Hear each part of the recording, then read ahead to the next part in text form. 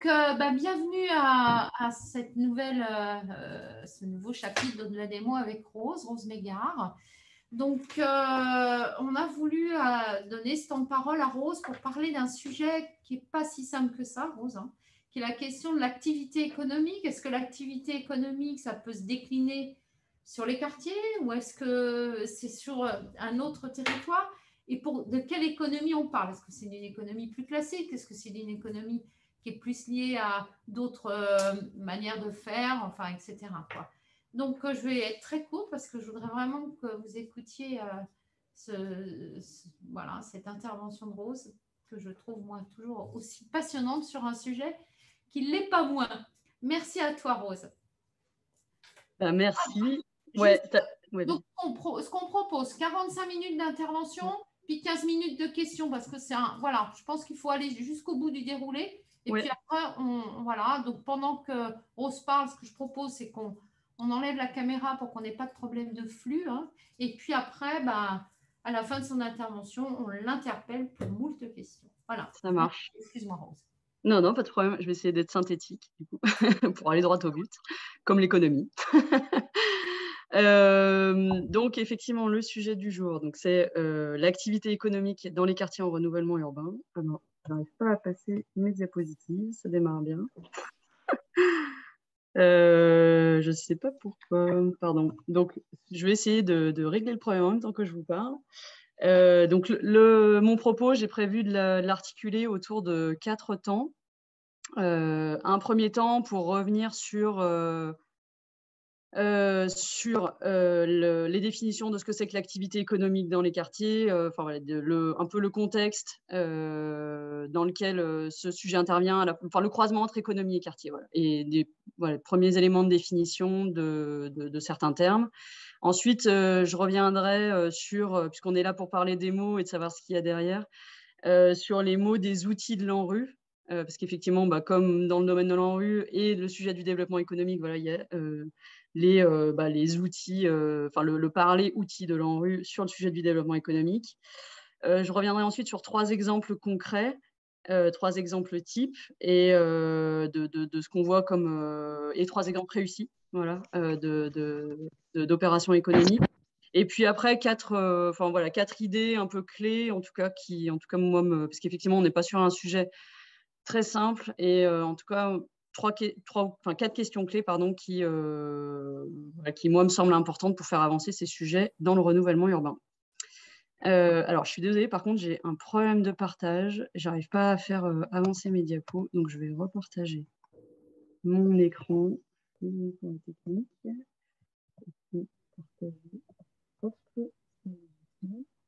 Là, essaye de voir si ça marche, là, Rose, si tu... En fait, j'arrive pas à passer mes diapositives. C'est ça le truc. Voilà, donc là, c'est bon. Je vais rester comme ça si ça vous dérange pas et pas en plein écran, parce que ça fonctionne. Reste comme ça. Ok, pas de souci. Donc voilà, là, c'était les 4 points dans l'ordre que j'avais prévu d'aborder. Donc, sur les questions de définition et de contexte. Déjà, une première diapositive pour vous dire qu'il y a clairement un sujet de mise en dialogue de monde qui dialogue pas forcément. Pour faire atterrir de l'activité économique dans les quartiers, tu l'as dit, Chantal, c'est pas un sujet évident. L'activité, elle se pense, le développement économique en général, il se pense plutôt d'habitude à une échelle territoriale, donc métropolitaine, d'agglomération, de communauté de communes. C'est ces collectivités-là qui ont la compétence. Et en général, le développement économique, il est logé dans une direction spécifique qui pense les territoires de l'économie à une échelle métropolitaine, d'agglomération ou de communauté de communes, donc à une échelle de bassin de vie, on va dire. Donc ça, c'est un premier sujet, et sachant que donc finalement, c'est ce que vous voyez en bleu clair, ces directions de l'économie, elles pensent à la fois, pareil, c'est vraiment très grosse maille, mais l'atterrissage de l'économie présentielle et l'atterrissage de l'économie productive sur les territoires. Et il y a une deuxième dimension, c'est la dimension politique de la ville, puisque assez, on va dire, historiquement et traditionnellement, dans le cadre des projets PNRU puis NPNRU, l'économie, elle a souvent été portée par les gens qui font de la politique de la ville, donc qui pensent l'économie plutôt à travers un prisme emploi, insertion, formation. Alors, bonne nouvelle, j'ai vu de plus en plus, parce que j'anime cette formation sur le développement économique depuis 2017 l'école du renouvellement urbain, et donc je vois évoluer le sujet aussi au sein des collectivités et puis plus largement des partenaires du développement économique. On voit de plus en plus des directions qui mêlent les deux, c'est-à-dire qui soit dans la politique de la ville, ont une direction du développement économique, soit ont logé les sujets politiques de la ville liés au développement économique dans la direction de l'économie. Mais c'est bien souvent aussi des mondes qui ont encore du mal à dialoguer, qui n'ont pas les mêmes codes, qui n'ont pas les mêmes échelles d'intervention.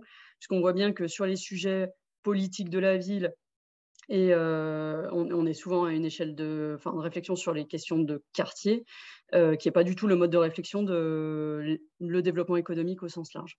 Donc voilà, donc ça c'est un premier niveau, c'est développement économique, politique de la ville, arriver à les faire dialoguer.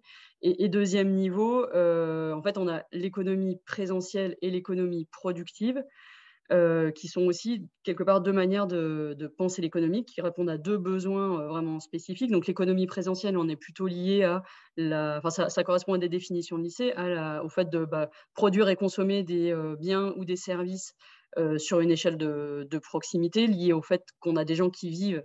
Donc voilà, donc on va dire que l'économie des quartiers, elle est traditionnellement aussi existante et très ancrée dans l'économie présentielle, c'est le commerce, etc. Et l'économie productive, elle est en général plutôt logée dans des zones d'activité, donc pas toujours intégrée dans les quartiers. Voilà. Donc là aussi, il y a quelque part deux mondes aussi à faire dialoguer, et c'est des questions d'échelle. Et vous verrez dans mon propos, cette question d'échelle, elle est assez importante. C'est-à-dire qu'en général, si on veut penser une économie dans les quartiers, il faut aussi un peu sortir de l'échelle des quartiers. Donc, pourquoi? Donc, simplement deux mots aussi de contexte, c'est que faut avoir en tête que le NPNRU est un vrai tournant en fait dans l'approche économique des quartiers. Voilà, j'avais remis un vieux schéma maintenant, mais qui montrait que l'idée du NPNRU par rapport au PNRU, c'était vraiment d'approcher l'ensemble des thématiques de développement des quartiers avec une meilleure intégration de toutes les thématiques et à la bonne échelle, donc le développement économique au même titre que les autres. Je trouve aussi ce qui était vraiment intéressant, c'était vraiment de réfléchir potentiel des quartiers.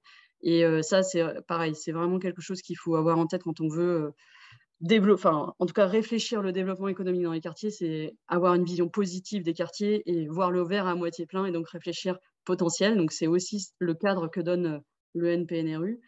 Et puis voilà, quelque part un meilleur lien avec une reconfiguration aussi structurante du quartier. Voilà, puisque l'objectif, c'est vraiment de faire exister. Le NPNRU demandait à chacun des quartiers de réfléchir sa juste place, sa place dans le développement général des agglomérations, des métropoles et des communautés de communes, et donc d'avoir un juste fonctionnement des polarités, des quartiers dans cette réflexion-là.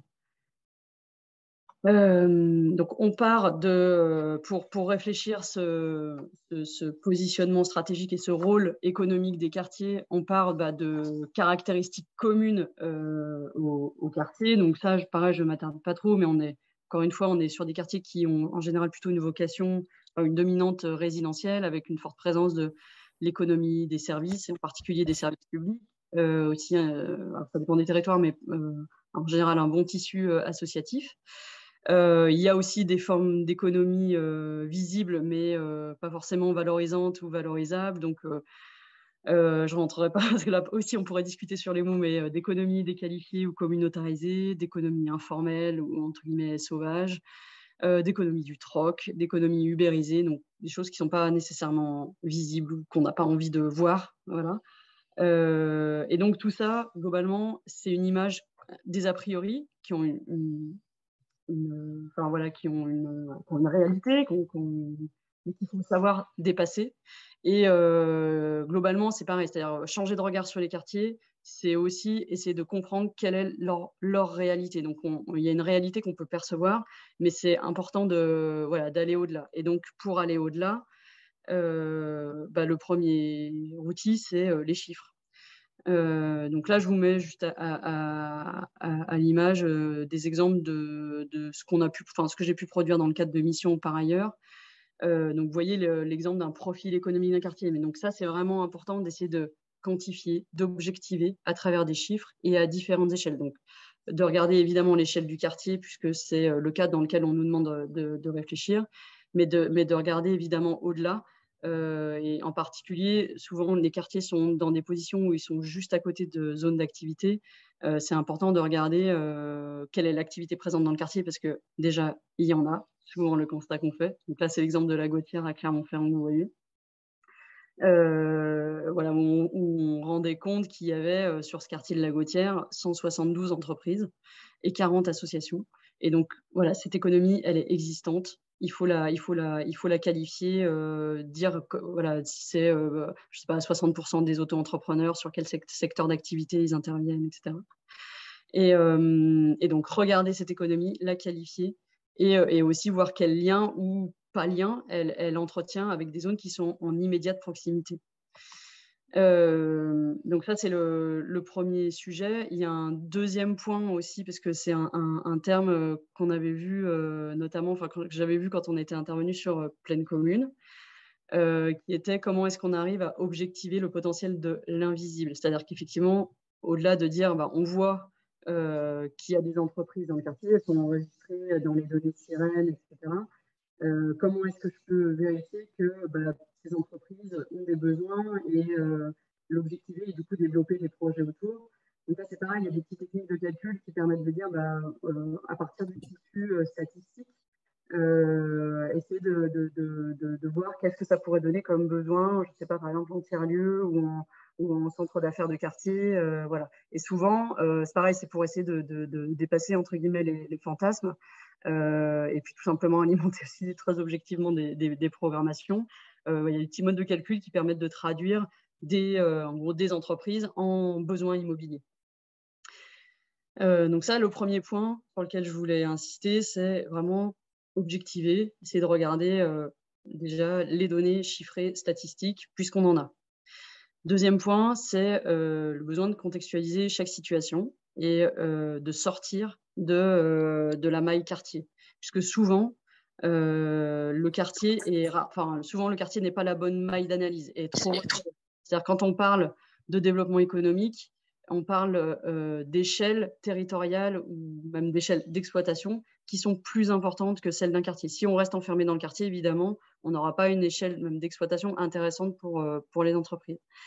Donc, ce qui est important, c'est vraiment de mener ces analyses, ces réflexions, analyse statistique, entretien, etc., à une échelle, d'une part, métropolitaine, comprendre comment est organisée l'économie, comment sont organisés les territoires de l'économie à l'échelle de la métropole, de l'agglomération ou du bassin de vie, et ensuite de se poser la question du quartier vécu. Donc, mais ça, c'est pareil, c'est une notion qui est, en tout cas dans les réflexions sur le NPNRU qui ont été assez utilisées. Et donc, mais c'est vraiment, enfin, je confirme que pour l'économie, c'est vraiment très important, puisque en restant juste sur le périmètre administratif du carroyage, en général, on est vraiment sur une dimension qui est trop limitée. Donc, il faut vraiment regarder où est-ce que les gens, enfin des questions très concrètes, où est-ce que les gens vont acheter leur pain, évidemment, où est-ce qu'ils vont travailler, où est-ce qu'ils font, enfin, quels loisirs ils ont et où est-ce qu'ils se déplacent pour leurs loisirs. Enfin, tout ça, c'est vraiment des questions fondamentales pour réfléchir la bonne échelle de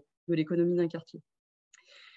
Donc ensuite, une deuxième idée relativement importante qui fait le lien avec cette idée précédente, il faut se poser la question ensuite du rôle que peut jouer mon quartier dans l'économie générale de mon territoire.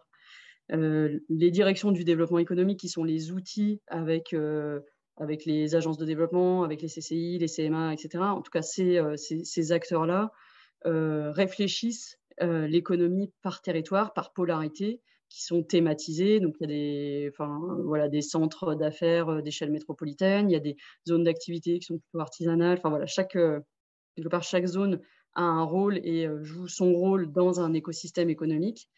Et donc, une démarche vertueuse en termes d'économie du quartier serait de se poser la question, quel rôle joue mon quartier dans ce système économique métropolitain ?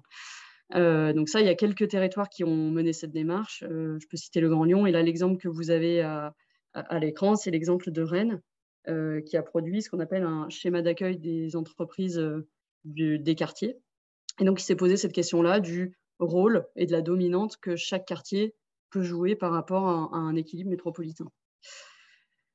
Donc, pour travailler sur les... Donc là, j'ai plutôt réfléchi avec le point de vue des entreprises, savoir quels sont leurs besoins, comment est-ce qu'ils peuvent atterrir voilà, à l'échelle des territoires, mais aussi on peut se poser, et je sais que régulièrement, plein de territoires se la posent. Là, vous avez l'exemple de Toulouse qui est très, très vertueux.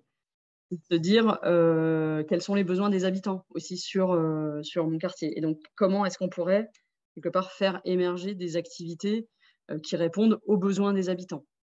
Donc là, c'est toujours des démarches. Je dirais qu'il faut une bonne dose de motivation, de temps pour travailler ces projets-là, mais c'est effectivement éminemment important, puisqu'il y a tout, finalement, on se rend bien compte, même avec l'évolution de notre économie récente, tout ce qui est Uber, etc., qu'il y a des tas de pans de l'économie et des besoins qui finalement ne sont pas couverts par les entreprises, par le marché, finalement. Et donc voilà, donc là, c'est un exemple à Toulouse de la mise en place d'un projet qui s'appelle VRAC, pour le développement de groupements d'achat dans les QPV de la métropole toulousaine. Et donc, c'est un projet qui a été mis en place et qui fonctionne.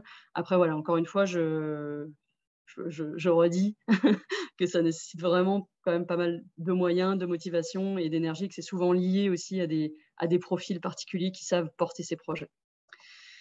Une dernière idée aussi sur le contexte général sur le développement économique dans les quartiers, c'est la question des filières.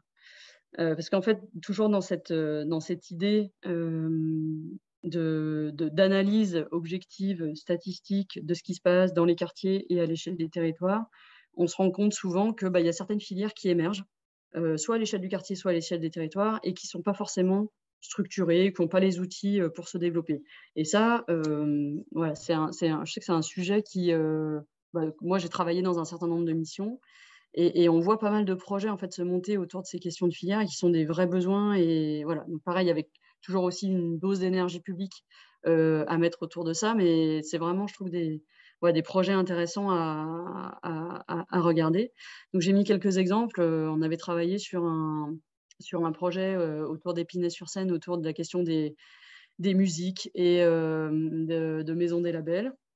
Il y a pas mal de projets qu'on voit autour de la question de la cuisine, parce qu'évidemment, on se rend compte que dans les quartiers, rassemblent beaucoup de communautés, et que la communauté fait partie des identités, et qu'en fait, il y a tout à fait une économie possible autour de ça. Donc, pareil, il y a plein de projets qui se développent. En ce moment, il y en a un à Bondy qui se développe autour de ça. Là, j'ai mis le projet Pleine de Saveurs qui s'est développé sur la Courneuve et Pleine Commune, ou le projet Foot de rue aussi dans le 14e arrondissement de Paris, qui certes est en Paris intramuros, mais un quartier qui est plutôt populaire.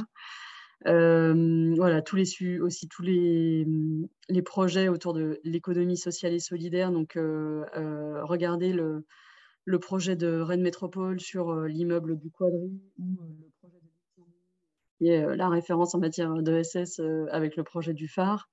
Et enfin, évidemment aussi d'agriculture urbaine, j'y reviendrai après avec Quartier Fertile. C'est évidemment aussi une ressource et une filière qui peut être intéressante de travailler à la fois sur la production, mais aussi sur tout ce qui est transformation.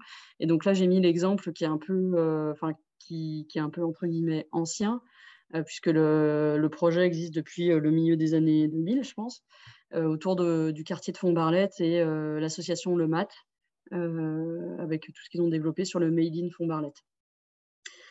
Voilà, donc tout ça, l'idée, voilà, encore une fois, de poser un regard à la fois objectif et sensible pour comprendre les réalités et voir quel est le potentiel et comment est-ce qu'on pourrait transformer ce potentiel. En synthèse, ça c'était un peu ce que je voulais dire aussi sur ce sujet-là, c'est qu'il faut bien réfléchir quand on dit développement économique dans les quartiers. Il ne faut pas le prendre comme un mantra, une obligation. Voilà, on parle de la mixité fonctionnelle comme forcément quelque chose de bien, et sans se poser la question. Là, il faut vraiment réfléchir aux objectifs qu'on souhaite poursuivre à travers ce sujet-là. Avec l'angle de vue développement économique, la priorité, c'est de soutenir les entreprises dans leur développement, dans leur naissance et dans leur développement. Et donc, voilà, les entreprises, elles réfléchissent vraiment sur quelle est ma bonne échelle de vie, voilà, qui je suis et de quelle autre structure j'ai envie de me rapprocher. Je suis à un degré de maturité, enfin, je suis au démarrage, je suis en croissance ou je suis bien établie, c'est pas les mêmes besoins. Donc vraiment, c'est ces questions-là qu'il faut se poser, se mettre à la place des entreprises existantes dans le quartier ou ailleurs sur l'agglomération et réfléchir à ces besoins et voir lesquels ne sont pas couverts. Et ça doit être la priorité centrale des réflexions sur le développement économique.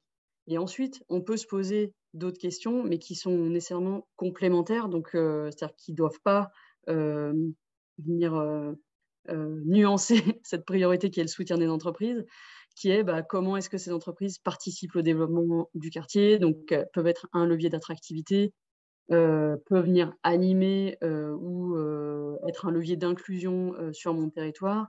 Et deuxième besoin complémentaire qu'on voit aussi régulièrement, c'est comment est-ce que mes entreprises permettent d'innover dans le renouvellement dans le renouvellement urbain, dans le développement économique, avec les nouvelles formes d'économie, que ce soit numérique, ESS, artisanale, etc. Mais voilà, en fait, mon message, c'est qu'il ne faut pas vouloir trop charger la barque.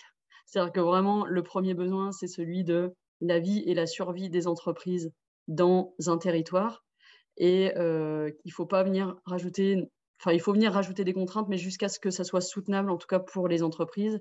Et je pense en ça au débat qu'on a régulièrement avec les urbanistes qui souhaitent que les entreprises soient en plein cœur du quartier, soient très visibles, etc. Ça ne correspond pas forcément toujours aux besoins des entreprises. Et il y a des fois des dialogues un peu de sourds entre des urbanistes et des gens qui font du développement économique.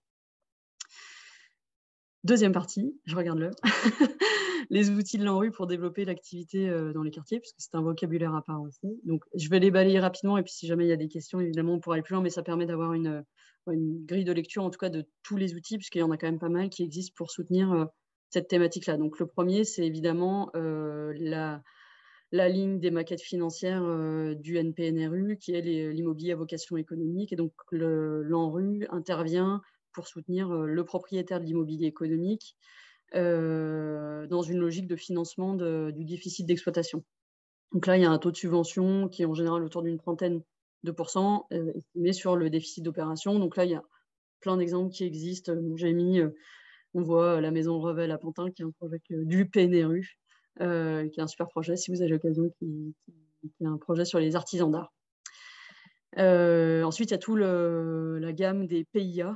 Je reviendrai après parce qu'il y en a un qui est vraiment dédié sur le développement économique, mais tous les programmes d'investissement d'avenir. Donc, il y en a 6 qui ont été développés. Là, j'ai mis juste quelques exemples parce que il soulève aussi tout un tas il y a tout un tas de financements qui accompagnent le déploiement de ces PIA et on est souvent sur des projets qui sont à la limite avec on va dire avec le développement économique pur, mais en tout cas qui soutiennent l'évolution et l'attractivité des quartiers, qui est un sujet fondamental. Donc là, j'ai mis l'exemple du système d'exploitation d'énergie renouvelable, puisque finalement, ça aussi, produire de l'énergie, fabriquer de l'énergie, c'est à la fois un intrant pour les entreprises et puis aussi un support en soi d'activité. Et puis, j'ai mis aussi le Roubaix, qui est un dispositif que j'aime bien, des maisons à 1 euro. Voilà. Ensuite, il y a un autre outil fort de l'ANRU qui a été mis en place, qui est le fonds de co-investissement, qui a eu un peu de mal à démarrer au début où il a été mis en place parce qu'ils avaient du mal à trouver des projets. Là, je crois que le flux est beaucoup plus amorcé. Et donc ça, c'est particulièrement intéressant, c'est-à-dire que c'est un fonds qui permet de co-investir en général toujours aux côtés de la caisse. Donc c'est un co-investissement supplémentaire aux côtés de la caisse pour venir soutenir financièrement des projets à vocation économique. Alors, c'est entendu au sens relativement large. Il y a tout un tas d'exemples que vous retrouverez sur le site. Il y a un gros centre commercial qui a été financé à Lille. Il y a aussi pas mal de projets tertiaires. J'ai en tête à Marseille, il y a des choses qui ont été financées là. Mais vous voyez qu'il y a aussi un projet de résidence service senior qui rentre dans le champ finalement du développement économique. Voilà.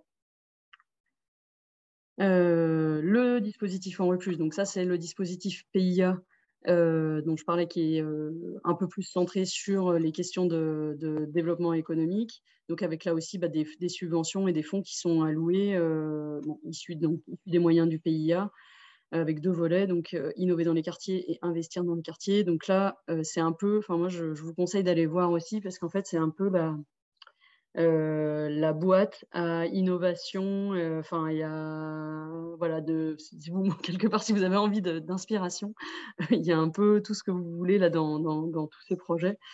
Donc là, j'en ai mis juste 2 exemples, mais pareil, n'hésitez pas à aller voir et voire même à vous renseigner auprès des référents de l'ANRU que sont Marianne Cloc et Nicolas Leroux, et qui sauront vous renseigner sur tous ces projets, qui sont en général assez innovants. Le projet de Val-de-Reuil est excellent aussi, je trouve, c'est-à-dire la transformation de parkings en dalles, du coup qui ont été enfin, il y a énormément de parkings en dalles, qui ne répondaient plus en quantité, en tout cas aux besoins, puisque voilà, à la fois, c'était pas forcément des lieux très salubres et puis les voitures se garent ailleurs.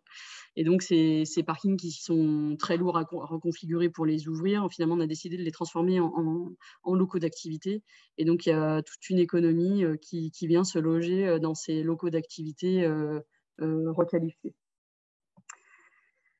En plus les innovateurs, donc ça c'est une communauté qui a été développée en lien avec En plus. Donc là c'est pas vraiment un dispositif, mais en tout cas c'est une communauté d'acteurs, start-up, etc.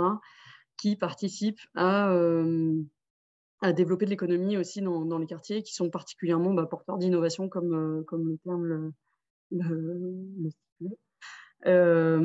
Donc là, pareil, c'est intéressant d'aller voir ce que font tous ces acteurs qui ont développé des activités en lien avec le développement économique dans les quartiers, particulièrement innovantes, en général très liées aux questions de smart city, etc. Et voilà, qui sont aussi une ressource très intéressante. 2 programmes enfin que sont Quartier fertile et Quartier productif. Donc Quartier fertile, là aussi on rentre, alors c'est sûr que c'est sur le champ de l'agriculture urbaine, etc. Mais évidemment l'objectif c'est de venir créer, l'agriculture a plein d'objectifs. Je ne vais pas rentrer dans le détail, mais en tout cas il y a une facette de ces objectifs qui est évidemment l'économie. Et donc ce dispositif qui s'est largement diffusé sur le territoire national des NPNRU, permet de venir soutenir tout un tas de projets liés à l'agriculture urbaine, qui permettent de structurer là aussi des filières localement, etc., et qui donc évidemment sont une ressource très importante de l'économie dans les quartiers. Et enfin, le dernier né des dispositifs en rue, qui est quartier productif, donc qui est une démarche, on va dire expérimentale, de 14 territoires aujourd'hui qui ont été sélectionnés à l'échelle nationale pour avoir un appui de 4 opérateurs. L'idée, c'était donc les 4 opérateurs un peu structurants quand même sur le sujet du développement économique dans les quartiers que sont l'ANRU, la Caisse des dépôts, la NCT et BPI. Et donc, l'idée à travers ce dispositif, c'est de vraiment être un accélérateur sur les quartiers sélectionnés, accélérateur des projets qui sont soit en réflexion, soit en émergence, soit en développement, avec donc des moyens d'ingénierie qui sont alloués aux 14 territoires qui ont été retenus. Donc pareil, je vous laisserai aller voir, il y a des territoires qui sont plus avancés que d'autres dans la réflexion. Parmi les territoires qui sont, on va dire, plus avancés, je me permets de citer Toulouse et Est ensemble, qui ont déjà développé quand même pas mal de projets, qui sont vraiment en phase d'accélération de leur développement sur ces sujets-là.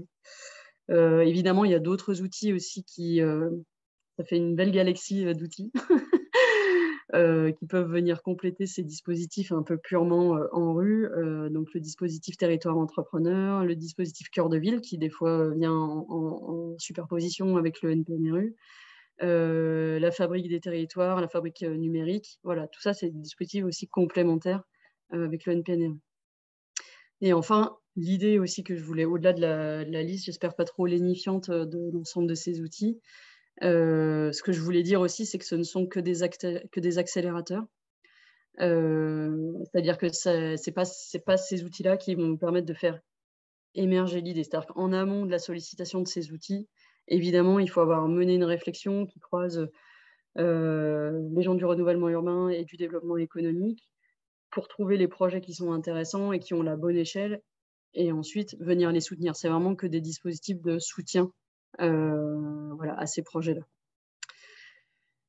3 exemples, je vois qu'il me reste un petit quart d'heure. 3 exemples concrets. Alors j'ai mis cette petite image, pour marquer les esprits, mais c'est des exemples qu'on voit un peu régulièrement. Donc à la fois les, maisons de santé, les cités artisanales et les pépinières d'entreprise et qui correspondent quand même à des besoins récurrents qu'on voit, à la fois globalement sur nos territoires, métropole, agglomération, enfin, quelle que soit l'échelle, et aussi dans les quartiers. Et j'ai rajouté une femme parce qu'initialement je me permets de le dire, initialement c'était Thierry Marx que j'avais mis, mais je trouvais que vraiment 3 hommes, ça me chagreinait. Donc j'ai mis Chloé Charles qui bosse sur les sujets de recyclage des déchets dans l'alimentation et qui est très intéressant. Alors, sur la maison de santé, voilà, la maison de santé, je trouve que c'est vraiment des projets, qu'on voit vraiment de plus en plus se développer et à raison, qui sont vraiment des besoins, enfin, majeurs, je trouve, dans tous nos territoires et encore une fois dans nos quartiers, plus qu'ailleurs, puisqu'en général, on voit souvent, on a souvent un constat de déserts médicaux. Donc j'ai mis l'exemple que je trouve, intéressant à plusieurs titres, de Nantes, avec la maison de santé pluriprofessionnelle de Bellevue, qui est un projet qui est porté par une SEM d'aménagement local qui, en fait, a également développé une foncière, dédiée à soutenir des projets, publics, enfin, à vocation économique, mais plutôt publique dans la métropole. Donc ils ont plusieurs projets aujourd'hui qui portent en portage, pardon pour le doublon, à la fois sur des projets de tertiaire, d'artisanat, de santé, de commerce. Et donc ça, en tout cas, en direction massive des quartiers. Donc c'est la SEM Loire-Océan Développement qui a développé ce véhicule de portage immobilier qui est la SAS Novapol. Donc vraiment, je vous conseille, je trouve que c'est vraiment un super exemple d'outil territorial qui a été développé sur le territoire de Nantes Métropole. Voilà, au-delà de ça, pareil, je vais peut-être pas rentrer dans les détails puisque vous aurez la présentation, mais en tout cas, on a remis un certain nombre de données sur ce projet qui permettent d'en comprendre à la fois la dimension, enfin les principales caractéristiques, les données en termes de loyer. Et ce qui est intéressant dans ce projet, parce que pareil, on est souvent face à ces constats de déserts médicaux, c'est qu'il n'y avait pas de communauté médicale existante, préexistante au projet. Finalement, les collectivités et les ouvrages ont dû initier, développer, porter le projet, rassembler des médecins pour porter le projet et le développer. Voilà, encore une fois, je rentre pas particulièrement dans le sujet, mais vous avez les éléments concernant également le montage, comment ça se passe entre la société de portage et les occupants. Et vous avez également le contact de Florent Turc, si vous voulez échanger avec lui sur ce projet. Ce que je trouve intéressant, le dernier point, c'est que sur cette maison de santé, voilà, c'est de voir le planning aussi. C'est-à-dire que sur un projet où, quelque part, ils ne partaient entre guillemets de rien, ils ont démarré en 2016 et là, ils arrivent en 2022 sur une ouverture. Alors, à vérifier la date d'ouverture, parce qu'on a échangé avec lui en début d'année dernière, donc ça devait ouvrir en 2022. Je pense que ça a dû ouvrir, mais on va vérifier. Donc ça, les maisons de santé, vraiment, voilà, c'est un axe, ou en tout cas, ouais, des projets qui sont vraiment intéressants à développer dans nos projets. Deuxième sujet, les artisans et les projets de cité artisanale, puisque là aussi, c'est pareil, c'est quand même en général des acteurs économiques qui ont beaucoup de mal à trouver de l'immobilier abordable et adapté à l'échelle des métropoles, et les métropoles ou des communautés d'agglomération. Enfin voilà, c'est des acteurs qui ont souvent du mal à se loger sur les territoires, et ça va se renforcer avec les pressions foncières qui viennent à nous. Donc les cités artisanales, c'est des vrais sujets, je trouve, intéressants à explorer, et d'autant plus que souvent, quand on fait cette analyse statistique dont je vous parlais en début de présentation, on se rend compte qu'il y a pas mal d'artisans présents dans les quartiers. Voilà, donc après, c'est des acteurs qu'on peut réfléchir là aussi par communauté et par filière. On peut avoir plusieurs approches sur ces projets-là, soit une approche assez généraliste, et se dire qu'on cible vraiment les artisans sans thématique particulière. Et on peut aussi avoir un angle d'attaque filiarisé, si on peut dire, soit, je sais pas, sur les acteurs du monde de la construction, soit sur les artisans d'art, qui est des projets qu'on voit souvent, les projets dont je parlais à Pantin tout à l'heure. Voilà. Donc, ce qu'il faut avoir en tête aussi, c'est que ce sont des acteurs qui ont des besoins assez spécifiques. Donc là, je vous mets, je vous affiche enfin, juste pour vous dire que ce besoin, on l'avait travaillé, que là aussi, ça nécessite toujours d'être travaillé au-delà des a priori qu'on peut avoir. À Rennes, j'avais mené une étude où on était donc préalable à la création d'une cité artisanale, où on était allé sonder, on avait fait une enquête auprès des artisans à la fois de la métropole de Rennes et aussi du quartier du Blône, et des QPV au sens large. Et on était allé les sonder sur leurs besoins. Est-ce qu'ils souhaitaient être locataires, où est-ce qu'ils souhaitaient être localisés, les types de surfaces cibles, est-ce qu'ils souhaitaient avoir de l'accompagnement à l'entrepreneuriat, au marketing, aux questions comptables, etc. Donc voilà, donc on avait vraiment essayé de cibler le besoin préalablement au montage qu'on avait proposé. Oups, pardon, j'avance trop vite. Donc voilà, ça c'est ce qu'on avait réfléchi à Rennes, et je voulais juste rentrer dans un exemple qui a été réalisé, pareil, qui date, entre guillemets, date du PNRU, pardon, à Avignon, qui est un projet qui s'appelle le village des métiers, et que je trouve intéressant puisque c'est un projet qui a eu des difficultés, enfin, qui est un beau projet. Enfin, je pense que vous voyez l'image à l'écran de ce qui a été réalisé, donc voilà, en tout cas architecturalement, enfin, et en termes de programmation, a été vraiment travaillé et très équilibré, et voilà, très, très chouette. Donc voilà, donc c'est une trentaine d'ateliers. Vous voyez les éléments d'investissement, ils avaient même mis des panneaux photovoltaïques. En revanche, ils ont eu des difficultés au démarrage du projet, puisque je trouve que cette cité artisanale était construite, en gros, était coincée entre la rocade et un camp de gitans, et que du coup, la commercialisation peinait. Et vous voyez là l'article de journal, on disait, bah voilà, le village des métiers est plombé par son environnement. Dans une des missions que j'ai menées, on a essayé de porter une analyse en fait sur ce projet-là, pour comprendre d'où venaient les problèmes.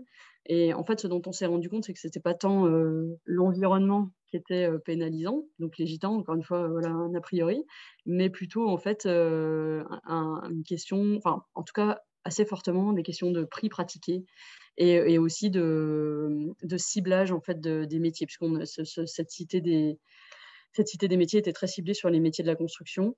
Et donc voilà, donc nous, on leur a préconisé en fait de rééquilibrer leurs prix, voilà, de baisser les tarifs pour s'adapter aux besoins des artisans qui étaient ciblés, et puis d'ouvrir un peu plus largement la sélection des entreprises. Enfin, on a aussi travaillé aussi sur la signalétique, puisqu'en fait, c'était, comme je vous disais, comme c'était un peu dans un environnement un peu coincé, en gros, ça méritait d'être mieux signalisé, quoi.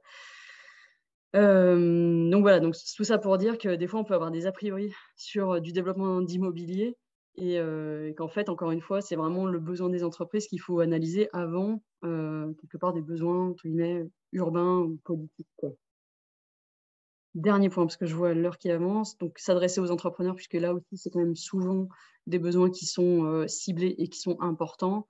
Donc tous les projets de pépinières, je ne rentre pas dans ces quelques constats préalables, mais là aussi avec des a priori à lever sur qui sont les entrepreneurs dans les quartiers, sur leur niveau de diplôme, et cetera, la taille des entreprises que cela permet de créer, et cetera. Donc c'est pas une économie entre guillemets «de rien», quoi. C'est-à-dire que c'est vraiment une vraie économie à laquelle il faut s'intéresser.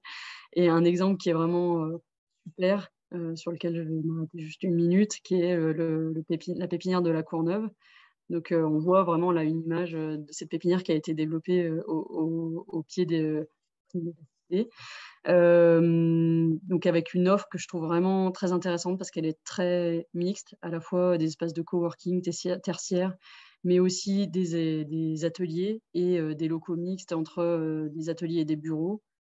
Donc avec une gestion qui est très bien faite par Lamiel, et ce que je trouve qui est très bien fait, c'est à la fois la conception de l'outil, mais également sa gestion.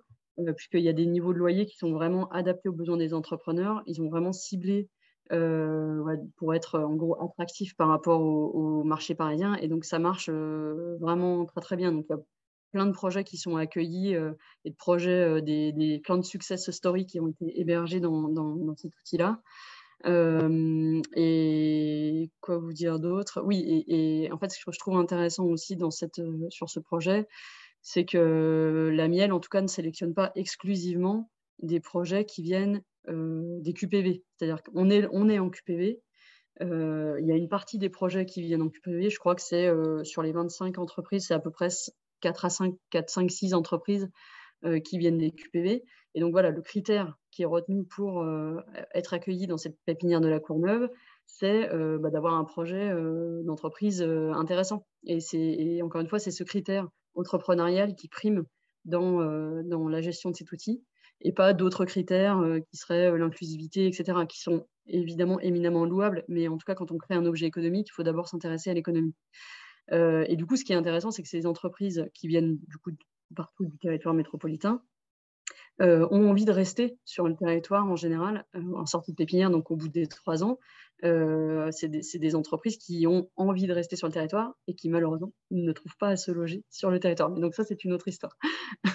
Mais voilà, en tout cas, ça permet vraiment d'implanter de l'activité économique dans un territoire qui est pleine commune, qui n'a pas toujours une image hyper reluisante pour les entreprises.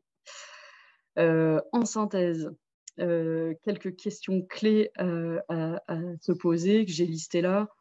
Voilà, donc à quel moment faire atterrir l'économie dans les quartiers? C'est clair qu'il y a quand même une question d'image voilà, donc les entreprises, c'est pas forcément elles qui vont venir créer la transformation du quartier, elles vont venir appuyer une transformation qui est déjà engagée. Donc c'est vrai que c'est plutôt quand une première transformation a eu lieu qu'il faut réfléchir à l'arrivée de l'économie. Où localiser ces opérations. Vraiment, la question de la lisibilité de l'espace, l'accessibilité, c'est des critères qui sont, et je rajouterais la sécurité, c'est vraiment des critères qui sont clés pour les entreprises. Donc il ne faut pas venir les mettre dans, en gros, des endroits que vous avez du mal à gérer urbainement. C'est pas l'entreprise qui va venir régler, c'est pas l'économie qui va venir régler le problème. Donc ça aussi, on l'a vu, parfois dans certains PN, enfin dans le cadre de certains projets, on venait mettre de l'économie parce qu'il y avait parfois des problèmes de gestion urbaine. C'est pas le rôle de l'économie de faire ça. Donc c'est plutôt, faut vraiment là aussi réfléchir aux besoins des structures. Quelle forme architecturale et urbaine? Attention dans ce cadre-là, enfin encore une fois là aussi c'est vraiment le point de vue de l'entreprise qui doit primer. Attention aux projets de réhabilitation ou aux projets de mixité. Parce que des fois, réhabiliter une tour de logement en une tour de bureau, suivant le contexte urbain, c'est pas toujours très simple, et j'ai vu plus souvent de projets ratés malheureusement sur ce registre-là que de projets réussis. Enfin, disons que s'il y a une rénovation, enfin s'il y a des réhabilitations qui sont envisagées, il faut vraiment que ça soit lourd et que quelque part, in fine, l'immeuble ressemble à un immeuble qui pourrait accueillir un immeuble de bureau, ou enfin voilà, en tout cas un immeuble qui peut accueillir des entreprises. La taille de l'opération aussi compte, puisque les entreprises ne viennent pas seules dans les quartiers. Donc pareil, chercher à massifier, voilà, donc au moins 2000 m², enfin 1000 à 2000 m², c'est le minimum pour réfléchir à une polarité économique. La question du prix est fondamentale, vous l'avez compris là dans les exemples que j'ai déclinés. Et enfin, objectiver la demande. J'avance sur mes 4 idées clés. Première idée clé, vraiment changer de regard sur les quartiers. Donc ça peut se faire à la fois par la transformation urbaine et le marketing territorial. J'ai mis l'exemple de la Duchère que je trouve vraiment exemplaire à ce titre-là, avec une belle offre qui a été développée sur le quartier, mais aussi au prix, entre guillemets, d'une transformation urbaine lourde et puis d'un marketing territorial assez efficient, ou par une programmation audacieuse. Là, j'ai mis l'exemple de Nanterre et tout le projet autour des tours nuages que je trouve aussi, voilà, on sent qu'il y a une vraie volonté d'innover et de faire date en fait dans la transformation du quartier. Deuxième point clé, y voir clair sur les intervenants pour agir concrètement et travailler sur des projets polarisants. Là, j'ai mis aussi, c'est un extrait d'un document de Rennes Métropole, mais j'aurais pu faire le même sur sur tous les territoires. Quand on liste tous les acteurs qui interviennent sur le champ du développement économique, de l'aide aux entreprises, et cetera, c'est un paysage vraiment très, très complexe, quoi. Et donc à un moment, arriver à, déjà à faire le listing de tous ces intervenants, comprendre ce qu'ils font, lesquels sont vraiment des appuis, sur le développement et les structurer et essayer de voir comment est-ce que les projets qu'on développe peuvent leur permettre de aussi, eux, être plus lisibles, sur l'intervention des quartiers, c'est vraiment stratégique. Travailler ensemble par projet et dépasser les silos. Donc 3e idée, ça c'est ce que j'évoquais au début, c'est-à-dire qu'aujourd'hui, on voit encore trop, les gens qui font du renouvellement urbain, les gens qui font de la politique de la ville, les gens qui font du développement économique, avec des difficultés de dialogue entre, enfin, pas des difficultés parce que ce serait, psychologiser, quelque chose qui n'est pas, mais tout simplement des gens qui réfléchissent pas aux mêmes échelles, ne pensent pas forcément aux uns et aux autres et en fait, pour arriver à développer des projets dans ces quartiers-là, il faut vraiment une association de ces 3 acteurs fondamentaux, en tout cas chez les porteurs de projets et que c'est pas toujours facile à obtenir. Et dernière idée, investiguer l'économie informelle. Ça, je trouve, moi, c'est un vrai sujet. Alors là, j'ai mis l'exemple d'un projet à Mayotte, je crois, à Mamoudzou, voilà, sur la structuration des filières informelles, qui est un projet qui est porté par Henri Plus. Il y a aussi tout ce qui se développe autour de territoires chômeurs, zéro chômeur de longue durée. Voilà, en fait, il y a des économies, encore une fois, je le disais, qui existent, qu'on a du mal à voir, que légalement, même des fois, c'est compliqué de les reconnaître. Et ça, c'est un vrai champ, enfin, pour tous collectivement, que ça soit dans les quartiers ou pas dans les quartiers d'ailleurs, mais c'est un vrai champ à investiguer et il y a vraiment une capacité pour nous tous à innover, là-dessus. Voilà. Merci beaucoup, Rose. Merci. Hein. Tu n'as pas passé le dernier slide. Merci. Merci à toi. Ouais, voilà, merci. Je te propose, Rose, d'arrêter de partager, qu'on puisse un peu se voir. Donc, on a quelques minutes pour les questions. Donc, voilà, la parole est à vous. Je vais me remettre ma caméra. Voilà. Donc, est-ce que vous avez des remarques? J'avais juste dans le chat en disant qu'à Val-de-Reuil, ça va plus loin que le projet économique lui-même parce qu'il y a eu, d'un point de vue urbain, un lien entre la dalle, etc. Ah oui, oui, oui, clairement. Ouais, ouais, ouais. Moi, j'ai parlé en effet que de Voilà. l'outil économique de la dalle, mais ouais, ouais, bien sûr, c'est Voilà. sûr. Nava, tu avais une question? Oui, bonjour, merci beaucoup. Je voulais quand même avoir une précision sur la définition de quartier quand le quartier rentre dans des territoires différents. Vous avez évoqué à un moment donné des opérations centre-ville, cœur de ville, et donc, la définition du quartier et les moyens qu'on va donner sont contextualisés dans un périmètre. Voilà. Ouais. Et donc, je me demandais si là-dessus, vous aviez une vision différente ou une définition qui appelle à prendre le quartier comme voilà, comment est-ce qu'on le situe, quels sont les moyens qu'on donne en fonction du territoire dans lequel on se trouve? Je ne sais pas si ma question est… Ouais, je suis pas sûre. En tout cas, moi, quand je me pose la question à la fois du positionnement d'un quartier ou d'un projet dans le quartier, j'essaye de regarder comment fonctionne ce quartier. Parce qu'en fait, il y a donc qu'est-ce qui se passe autour? Est-ce qu'il y a des polarités structurantes autour? Effectivement, on a parlé de cœur de ville. Quand on est dans un quartier qui est à côté d'un centre-ville, évidemment, c'est pas la même chose que quand on est dans un quartier plus périphérique qui va être plutôt à côté de zones d'activité, etc. Et c'est vrai que du coup, cette question des fonctionnements, il faut être à la fois ambitieux et objectif. Objectif dans le sens où on ne va pas venir dire que demain, le quartier, ça va être la polarité tertiaire majeure de la métropole si elle existe déjà par ailleurs. Et ambitieux dans le sens où il ne faut pas juste se limiter à la configuration actuelle du quartier. Il faut vraiment, s'il y a des projets de PNRU, c'est parce qu'ils vont se transformer et qu'on aura un outil urbain qui va clairement être différent demain. Mais voilà, en tout cas, c'est vrai que c'est là où c'est un peu, quelque part un peu subtil, c'est qu'il faut regarder quels sont les besoins à l'échelle de la métropole. Il faut essayer de bien comprendre la métropole ou l'agglomération, hein, pardon, mais en tout cas le territoire d'ensemble.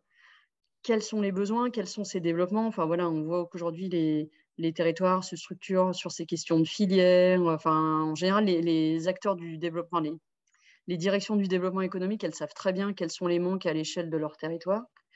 Donc, comprendre quels sont les besoins à l'échelle de ce grand territoire. Ensuite, comprendre comment sont organisées les polarités économiques, puisque voilà, les territoires de l'économie, ils existent pour, j'allais dire, la politique publique économique, mais aussi pour les entreprises. Les entreprises, elles sont hypersensibles en fait aux intentions données par la collectivité. C'est-à-dire et c'est pour ça qu'il faut chercher quand même, quand on va développer des choses, enfin, des projets, il faut quand même déjà viser une certaine taille pour rassurer, pour dire aux entreprises, bah, vous ne serez pas tout seul. Enfin, ici, on est vraiment en train de structurer quelque chose d'important, qui n'est pas juste du bricolage pour accueillir 3 entrepreneurs qu'on a ciblés dans les quartiers. Donc, à la fois, c'est pour ça que je dis, il faut être à la fois objectif et ambitieux, quoi. Objectif parce qu'il faut vraiment cibler les besoins des entrepreneurs du territoire, et ambitieux parce qu'il faut quand même avoir une certaine vision de comment peut se transformer le quartier et bien interagir dans un système urbain.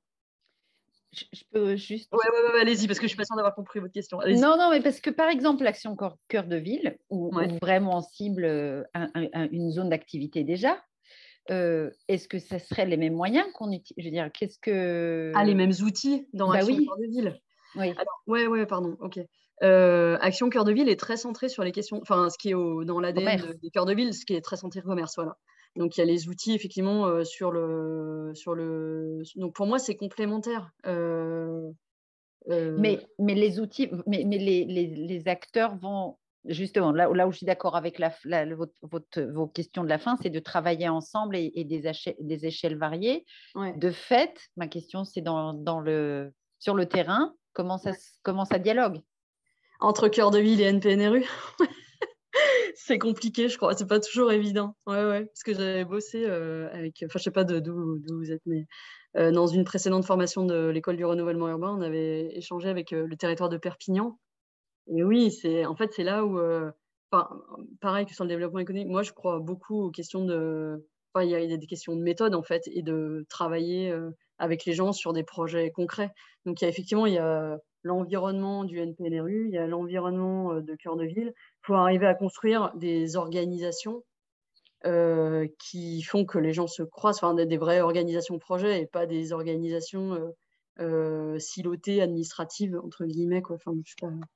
Mais il y a des projets communs, en tout cas. Enfin, effectivement, tout ce qui est autour de la dynamique, économie des services, qu'on va dire, et commerciale. Mais voilà, mais quand il y a quand il y a un croisement entre un périmètre cœur de ville et un périmètre NPNRU, quelque part, la vocation économique du NPNRU, elle est trouvée. C'est d'être le centre, enfin, c'est d'être le centre-ville, enfin, c'est de travailler sur la polarité commerciale, voilà, artisanale, probablement qu'il y a des liens avec l'artisanat très important à développer. Voilà.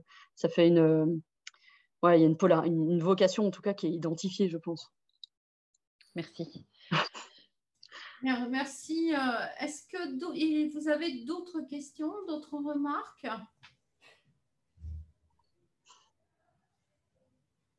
Moi, je vais bien reposer encore une question. Hein. Elle a décidé. Bah oui, bien, parce que ça m'interpellait cette chose, mais notamment parce que vous avez évoqué au début l'échelle d'analyse qui était jusqu'au bassin de ville, de vie, ouais. Et donc tout ce qui concerne les services. Ouais. Et ça, c'est pareil. C'est comment est-ce que la définition des besoins en termes de services se fait? Bah ça, encore une fois, il y a des…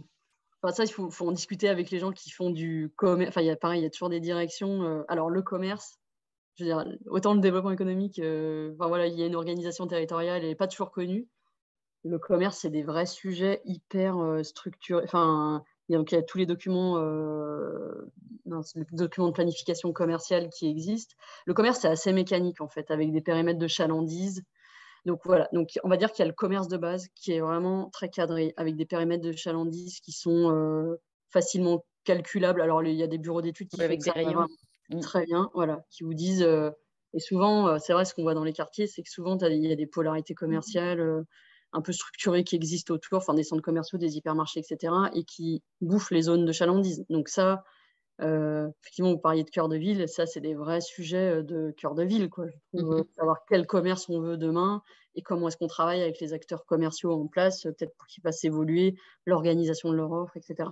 Et puis après, il y a tous les services complémentaires, où là, c'est pareil, à la limite, on peut, c'est bien d'aller s'inspirer ailleurs, voir ce qui existe comme type de service. Non, mais c'est vrai, encore une fois, les bureaux d'études commerce, en général, ils regardent les questions de tendance, voilà.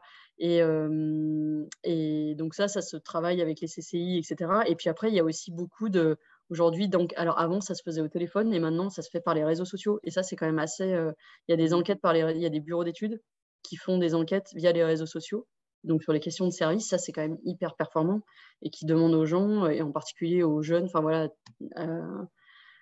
quels sont leurs besoins, quoi. Et ouais.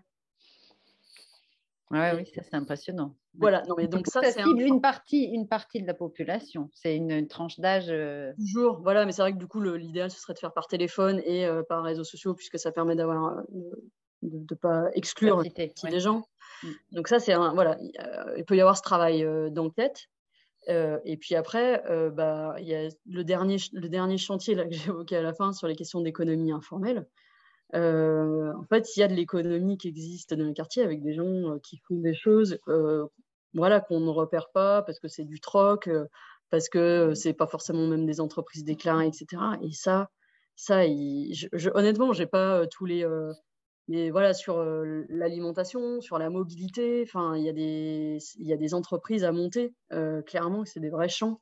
Et il faut arriver à bosser les modèles, à la fois les modèles économiques, les modèles juridiques, pour arriver à faire fonctionner, à légaliser ces entreprises, à les faire fonctionner, etc., à les faire émerger, quoi, en tout cas. Ça, c'est... Ouais. Rose, en ce moment, on parle beaucoup de résilience. Tu crois qu'on peut inventer un nouveau concept d'économie résiliente, quelque chose comme ça? Bah ouais. Ah bah là, ouais. Non, mais pourquoi pas, le mot résilience, la résilience des quartiers, je pense qu'il ne faut pas exclure la question économique de ce champ de résilience. Ah bah ouais, c'est sûr. Ouais. Largement partie, même si ce n'est pas forcément connu, voire reconnu, quoi. Ouais. Et effectivement, et en plus, je pense dans les quartiers, les gens, ils ont l'habitude de se démerder sûrement plus qu'ailleurs, puisque nous tous qui sommes autour de cette visio, je pense, et qu'effectivement, ils ont sûrement plein de choses à... il y a des choses à faire émerger, en fait. Ouais, moi, dès que je peux, les questions les projets autour de l'alimentation et de la mobilité, garage, etc. Moi, je trouve ça, c'est des sujets prioritaires. Et je pense qu'on va avoir aussi le sujet de l'énergie, probablement dans pas longtemps. Donc moi, j'ai mis à un moment là l'exemple de Port-de-Bouc qui réfléchit sur une boucle énergétique vertueuse, où ils intègrent les habitants dans l'actionnariat de cette boucle. Et ça, je pense que ça va être ces 3 sujets quand même fondamentaux, je pense, dans les quartiers, quoi. En tout cas, il faudra intégrer ça dans notre offre de formation, je pense, pour que justement on puisse aussi anticiper ces questions-là. Ouais, c'est vrai, il faudrait qu'on aille plus loin sur ce truc-là. Ouais. Moi, ça fait plusieurs fois, à chaque fois qu'on a les débats avec les participants. Et voilà, et les projets ne sont pas toujours évidents à monter. Il y a un peu de technicité avec les contrats d'insertion. Il y a, mais c'est un vrai potentiel. Ouais. Mais qui a un pan, voilà, parce que faut pas non plus, parce que c'est une forme d'économie aussi particulière. Donc, je voudrais pas aussi, encore une fois, non plus réduire le potentiel des quartiers à de la petite économie. Voilà. On a bien compris le message. Ok, ça va. Ça, on a bien compris. Hein. C'est pas je passe à l'un, je passe à l'autre. Comment tout ça, ça conforme la continuation du développement économique au service du territoire et donc évidemment au service du quartier. Merci beaucoup, Rosa. Moi, j'ai retenu, quand on crée un objet économique, il faut d'abord s'intéresser à l'économie. Ouais. Très clair, très précis. Ça va. Voilà. Et puis, bien évidemment, tout ce que tu nous as dit sur le changement de regard sur les quartiers, ne pas partir des a priori et aller toujours plus loin. Donc, merci pour cette conférence. Il va être 14h, donc il est temps de conclure. Donc, vous pouvez retrouver Rose, évidemment, qui est aussi intervenante à l'école sur ces sujets-là et sur d'autres. Et puis, je vous dis à bientôt. Alors, je vous dire aussi que cette conférence-là, évidemment, est visible en replay sur le site de l'école du renouvellement urbain. Aussitôt qu'on va voir avec Rose comment on met ça en œuvre, mais c'est assez rapide. Alice Combeau met tout ça en place. Alice qui a construit avec moi toutes ces conférences au-delà des mots. Et puis, je vous donne date pour le 8 novembre, puisque le 8 novembre, on recevra Jean Bouvier. Donc, Jean Bouvier qui va nous parler, plutôt, il va nous interroger pourquoi faire des projets de gestion urbaine dans les quartiers. Voilà, encore merci beaucoup. Merci pour ton intervention, Rose. Merci à tous. Et merci à tout le monde. Je vous souhaite un très bel après-midi. Ciao, ciao. Salut.